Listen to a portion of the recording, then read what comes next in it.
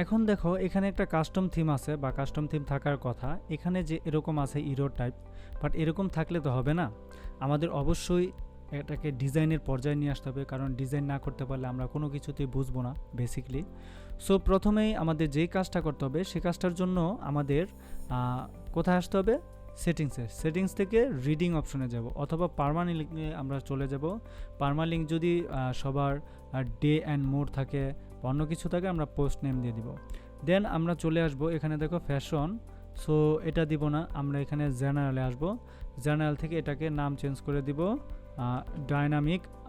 Dynamic IT lab. Okay, so dynamic IT DIL IT lab. Okay, দিলাম।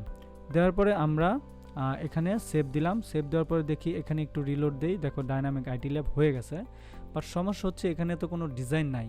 So এখানে design না থাকুক, আমরা সিম্পলভাবে চলে যাব কোথায়, আমরা চলে যাব অ্যাড নিউতে। ওকে, অ্যাড নিউতে যাওয়ার পর এখানে একটা পেজ তৈরি করো।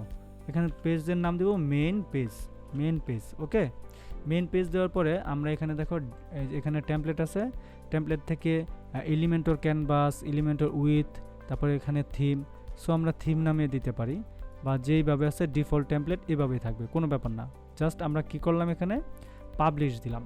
পাবলিশ দেওয়ার পর এরকম এই পেজটাতে যাই, দেখো পেজটা এরকম আছে। পেজটার আসলে কোনো মান সম্মান নাই, একেবারে ইজ্জত ছাড়া একটা পেজ। ওকে, এরকম করলে হবে না। এখন যে কাজটা করতে হবে আমাদের, আমরা একদম সিম্পল ওয়েতে যাব। যাওয়ার পরে এখানে একটা পেজ তৈরি করলাম। পেজ তৈরি করার পর এই যে প্লাগইনসে যাব। অলরেডি আমরা আমাদের এলিমেন্টর প্রো এটা সেটা সব কিছু দেওয়া ছিল, সো এগুলো ইনস্ট্যান্ট অ্যাক্টিভ করা আছে। এই পেজটাকে আমরা একটু এডিট করব। সো এর জন্য আমরা এই পেজটাকে আরেকটা ডুপ্লিকেট করি। ওকে, ডুপ্লিকেট করার পর দেখো 3টা ডুপ্লিকেট করলাম। এডিট পেজ এটাতে ক্লিক করব। ক্লিক করার পর এডিট উইথ এলিমেন্টর এখানে যাব। এলিমেন্টরে যাওয়ার পর আমরা এখানে আমাদের মতো করে ডিজাইন আমরা করতেই পারি, কোনো ভয়ের কারণ নাই। কারণ হচ্ছে এটা একটা টেমপ্লেট, এরকম অনেক কিছু থাকবে। সো ডোন্ট ওয়ারি, আমরা এই যে সেটিংস থেকে এখানে যাব টাইটেল হাইট হয়ে যাবে। এবং তোমার এখানে পেজ লেআউট থেকে দেখো আমরা দিতে পারি এলিমেন্টর উইথ ফুল, এরকম দিব। দেখো ফুল দিলাম। যদি এরকম দেওয়ার পর আপডেট দিলাম। আপডেট দেওয়ার পর আমাদের সামনে এখানে কি আসবে, সো এটাই কিছুই আসবে না, কারণ হচ্ছে এইখানে দেখো এরকম আসবে মেইন পেজ। ওকে, মেইন পেজ এই টাইপের। এখানে আমরা যদি একটু ডিজাইন করি, খেয়াল করো এখানে ডিজাইন করি, তাহলে কিন্তু সবগুলো এই ইনফরমেশন এখানে থাকবেই বা আসবে। তাহলে এরকম তো হইলে হবে না, এজন্য আমাদের সেটিংস থেকে এলিমেন্টরে গিয়ে এলিমেন্টর ক্যানভাসে দিতে হবে, অথবা আমরা একটু থিমে দিয়ে দেখি তো অ্যাকচুয়ালি কি হয়, কি পরিবর্তনটা আসে। আহামরি কোনো পরিবর্তন আসবে না, আমি জানি এরকম আসবে।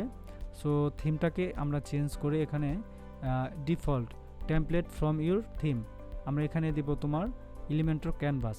ওকে, এলিমেন্টর ক্যানভাস দিয়ে আপডেট দিব। দেখব যে এখানে কোনো কিছুই নাই, কোনো কিছু শো করছে না, একেবারে ব্ল্যাঙ্ক। এখন এই ব্ল্যাঙ্ক থেকেই আমরা আমাদের ওয়েবসাইটটাকে বিল্ড আপ করবো। এর জন্যই প্রথমে আমাদেরকে এই প্লাস আইকনে ক্লিক করতে হবে, অথবা আমরা আমাদের অ্যাড এলিমেন্টরে যাব। অ্যাড এলিমেন্টর থেকে আমরা ব্লক নিতে পারি এখানে, হ্যাঁ, বা টেমপ্লেট নিতে পারি। মাই টেমপ্লেট আছে বা এই যে ব্লক আছে। সো এখানে অনেক টাইপের ব্লক আছে, আমরা দেখতেই পারি, কোনো ব্যাপার না। আমরা এই টাইপের একটা ব্লক নিতে পারবো। সো এখানে তোমার ব্লকটা কি কি আছে সেগুলো আমরা জানি। এখান থেকে যে কোনো একটা যদি আমরা ইম্পোর্ট করি, সাধারণ অর্থে সাপোজ এটাকে আমরা ইম্পোর্ট করলাম, জাস্ট অ্যাপ্লাই দিলাম।